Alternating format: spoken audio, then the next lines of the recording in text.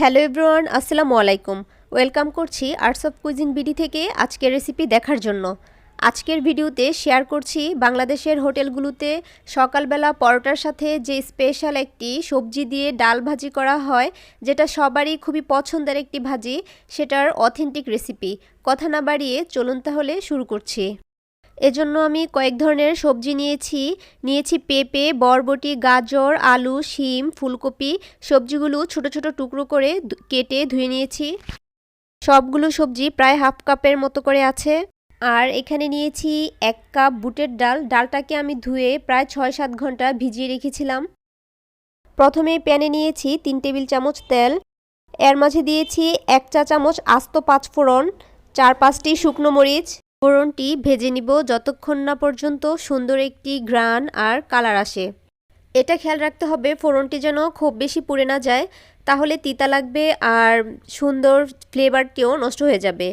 ভাজা হয়ে গেছে। এর মাঝে দিচ্ছি 2 টেবিল চামচ আদা রসুন পেস্ট। সামান্য ভেজে নেব আদা রসুনের কাঁচা গন্ধটা যেন না আসে। এখন দিচ্ছি হাফ চা চামচ হলুদ গুঁড়ো,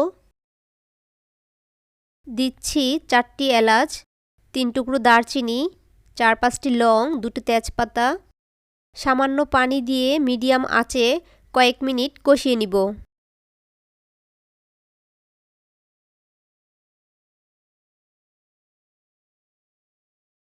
কিছুক্ষণ কষিয়ে নেওয়ার পর এর মাঝে সবজিগুলো দিয়ে দিব।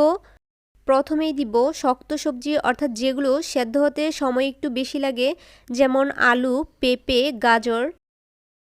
এর সাথে দিব সবজি ভাজির প্রধান উপকরণ, সেই ভিজিয়ে রাখা বুটের ডাল।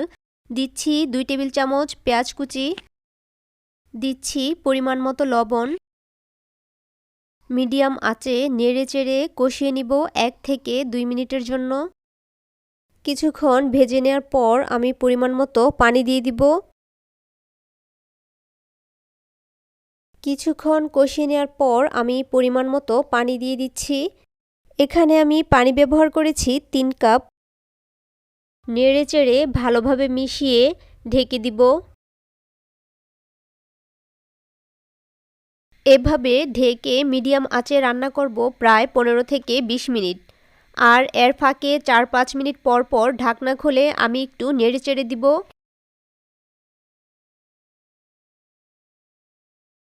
প্রায় 15 মিনিট পর সবজিগুলো চেক করে নিচ্ছি, প্রায় সেদ্ধ হয়ে গিয়েছে। ডালটাও অনেকটা সেদ্ধ হয়ে আসছে। এই পর্যায়ে আমি বাকি সবজিগুলো দিয়ে দিব। দিচ্ছি শিম, বরবটি, ফুলকপি, দিচ্ছি 3টি কাঁচামরিচ কুচি, দিচ্ছি জিরা গুঁড়ো হাফ চা চামচ। আবারও ভালোভাবে নেড়েচেড়ে মিশিয়ে ঢেকে দিব।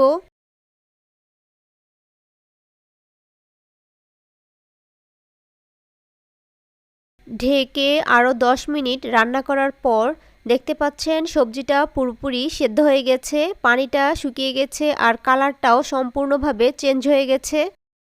প্রিয় ভিউয়ার্স, আমার রেসিপিগুলো ভালো লাগলে চ্যানেলটি সাবস্ক্রাইব করে দিবেন আর পরবর্তী ভিডিওর নোটিফিকেশান সবার আগে পেতে বেল আইকনটি প্রেস করে রাখবেন।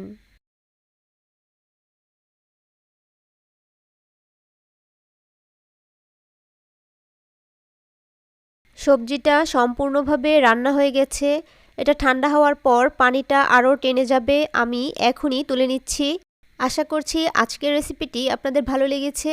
ভালো লাগলে ভিডিওতে একটি লাইক দিয়ে বন্ধুদের মাঝে শেয়ার করে দিবেন। সবার সুস্থতা কামনা করে বিদায় নিচ্ছি। আল্লাহ হাফেজ।